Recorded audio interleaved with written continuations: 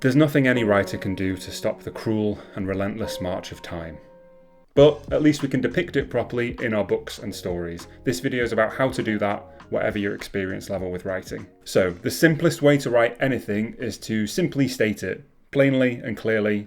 The passage of time is no different. Some might call this telling, and telling is often criticised as being bad writing and too basic. Sometimes though, it's exactly what you might need, and the first way you can depict the passage of time in your story, no surprises here, is to just tell the reader time's passed. A month later, or something like that, can work just fine as a chapter header or a section header to keep it separate from the text. That makes it really clear and hard to miss, and it absolutely gets the job done, but at the same time, it's not the most subtle or creative depiction of time. I think this would work really well if you're only moving your story through time maybe once or twice throughout your whole book.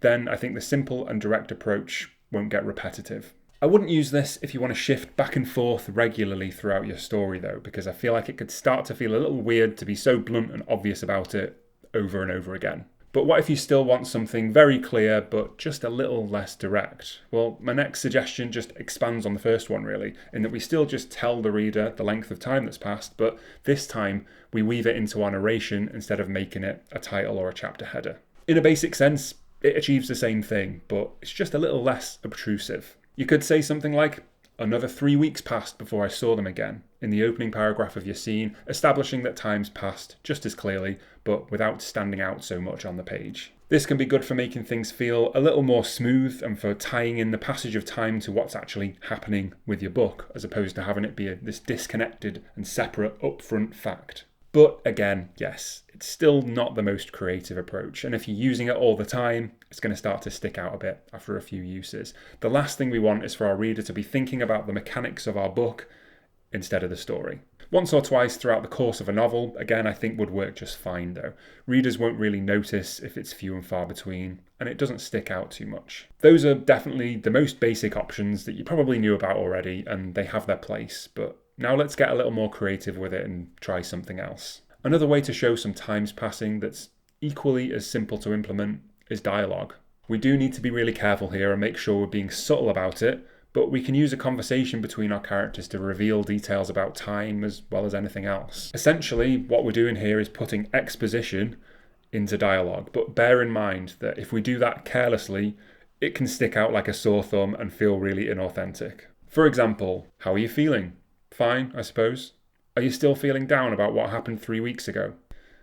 Yeah, nobody's ever really going to say something like that out loud in real life, so we should probably try and work a little harder in our writing to say something more natural sounding. How about this? Come on, let's go out tonight and just take your mind off it. I still don't feel like it. I just want to stay in. No, that's it. 3 weeks wallowing is long enough. It stinks in here. Get your shoes. We're going out.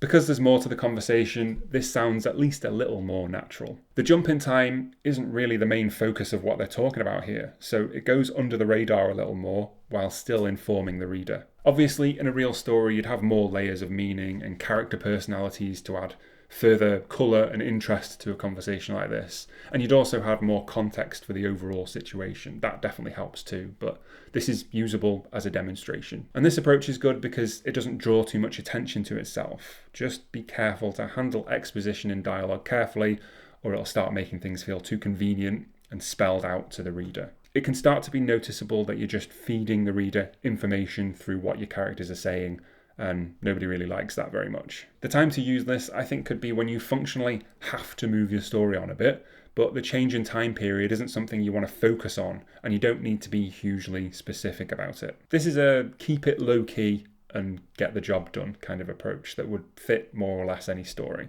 In fact, all the stuff that we've looked at so far is fairly applicable to any story, in that there's nothing very story specific about it. Now, I want to give you some ideas of other approaches for showing the passage of time in ways that might feel a bit more cohesive and link a little more smoothly with different kinds of story. This is the bit that I hope might help you find an approach that fits your writing. Right, for some stories, time plays a really important part.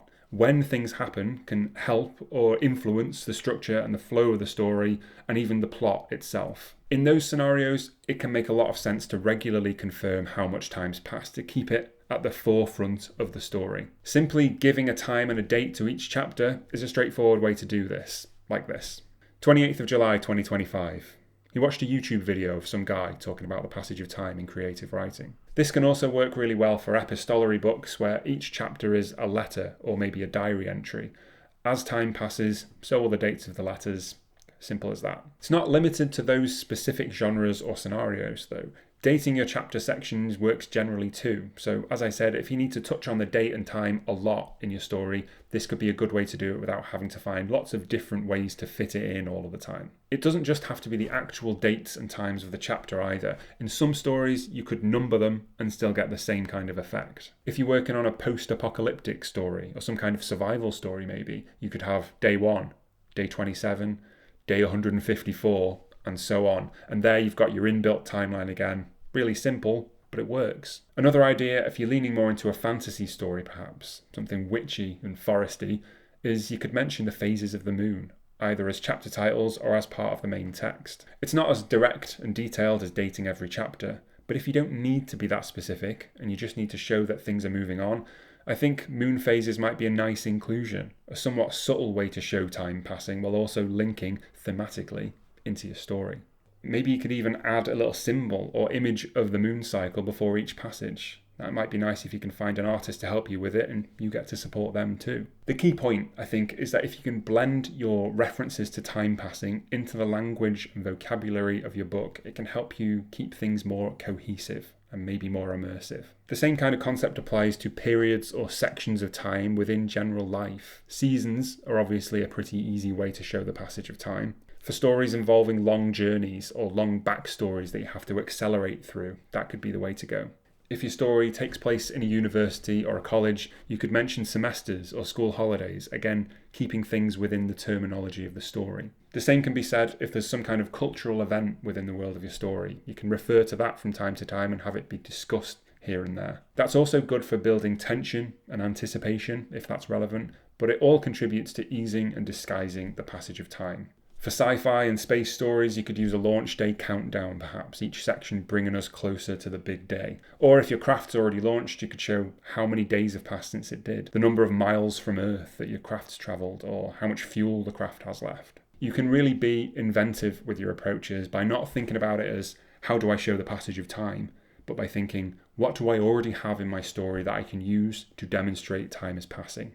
If your character's lost in the woods, injured and phasing in and out of consciousness, who knows really how many days might have passed, but if they have a cut on their arm or their hand, you could detail how it's healing section by section or how it's getting worse and worse as infection sets in. The essential thing to remember here is that time is ever present. It touches everything in our lives all the time, so much so that maybe we don't notice it after a while. But there are far more ways to measure it than in terms of minutes and hours and days and months and years. There's one more key point I want to tell you about writing the passage of time, but first I just want to recap for a moment. We've looked at ways to keep it really simple and ways to make it more complex, but I think the most effective way to write the passage of time is to do it in your story's language. Finding something that fits the environment, vocabulary, and overall feel of your story will likely make it much easier to write and much less jarring for readers. I find it can help to look at what you already have in your story that you could use to show the passage of time, rather than introducing something new just for that purpose. It might be a useful exercise to maybe read through your story and identify some possibilities. That final point then,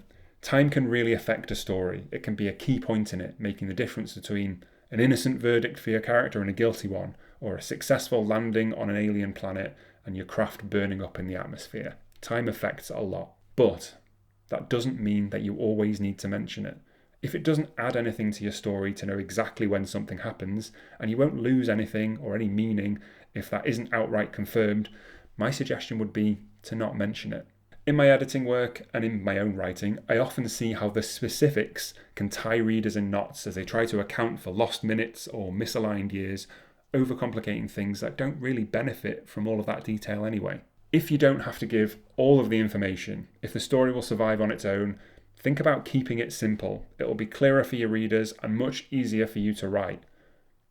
And for me to edit if you hire me for story feedback, which you can do on my website as well as checking out my published stories. Links in the description. If you're looking for a similar video about writing techniques, check out this one I made recently about how Stephen King does things a little differently, and maybe you could too. Thank you so much for watching as always, and happy writing.